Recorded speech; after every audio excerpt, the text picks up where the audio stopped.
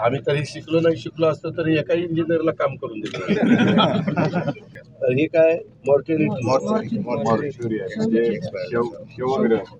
शवग्रह आणि दादा हे सगळं आहे ना, हे मागच्या हे काय 6 मीटर पूर्ण हे काढा, हे इथं टाका. हे काय अंडर वॉटर टँक 2 लाख लिटरचा.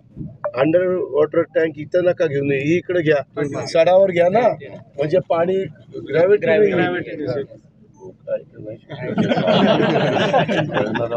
आम्ही तरी शिकलो असतो तरी एका इंजिनियरला काम करून देतो.